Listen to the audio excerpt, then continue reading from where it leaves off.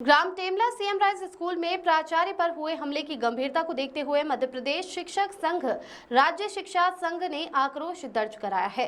जिला पुलिस अधीक्षक कार्यालय और कलेक्टर कार्यालय पहुंचे पदाधिकारी प्रांतीय उपाध्यक्ष रमेश पाटीदार, प्रांत सह संगठन मंत्री हीरालाल तिरोले, जिलाध्यक्ष सुनील भावसार, नरेंद्र चौहान, संतोष पटेल सहित बड़ी संख्या में पहुंचे। महिला शिक्षकों ने भी घटना की निंदा करते हुए प्राचार्य पर हमला करने वाले लोगों की नामजद शिकायत करते हुए कड़ी कार्रवाई की मांग की है। खरगोन से हबीब आजाद की रिपोर्ट। आज सीएम राइज टेमला विद्यालय के जो प्राचार्य महोदय अशोक सिंह पंवार, उसके ऊपर वहाँ के कुछ भूतपूर्व छात्रों के द्वारा प्राण घातक हमला किया गया।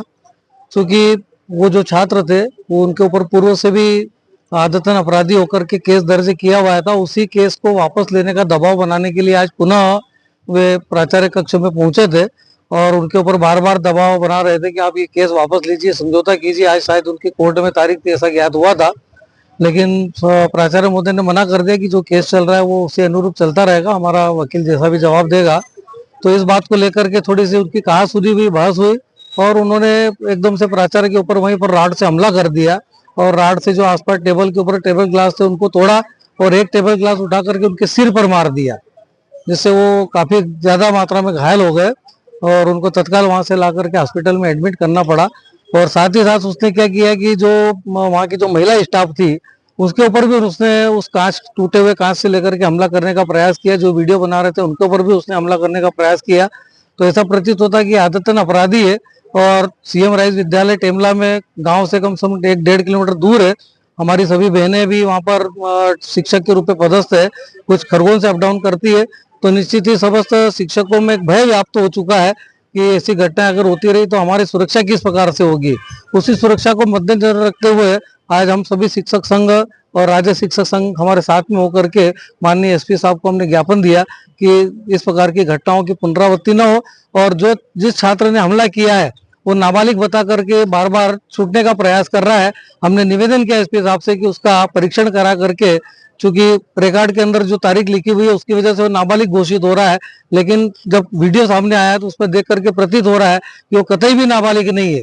इस प्रकार की जो हथकंडे कर रहा है और इस प्रकार से हमला कर रहा है तो एक बालिग और जो बलिष्ठ है उस प्रकार से ही हमला कर सकता है।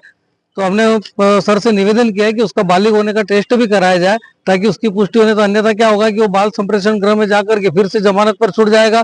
पिछली घटना में भी अंदर था, बाल संप्रेषण गृह से वापस छूट करके उसने ये 2 बार, मतलब तीसरी बार की घटना हुई है सीएम राइज टेमला के अंदर।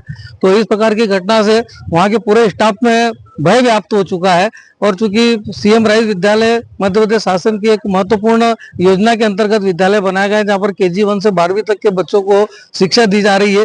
वो शिक्षा उस क्षेत्र के सभी बच्चों को, उस क्षेत्र के सभी छात्रों को वहाँ के शिक्षक अध्यापन कराते हैं और इतने अच्छे विद्यालय के अंदर पदस्थ होकर के इस प्रकार की जब घटनाक्रम विद्यालय में होती है तो निश्चित ही शिक्षक भयभीत होता है, क्योंकि शिक्षक को तो शासन ने कोई अधिकार दिया नहीं है।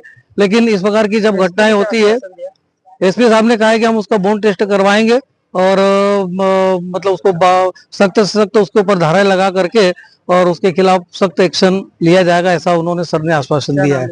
मैं सुनील कुमार भावसार, जिला अध्यक्ष मध्य प्रदेश शिक्षक संघ खरगोन।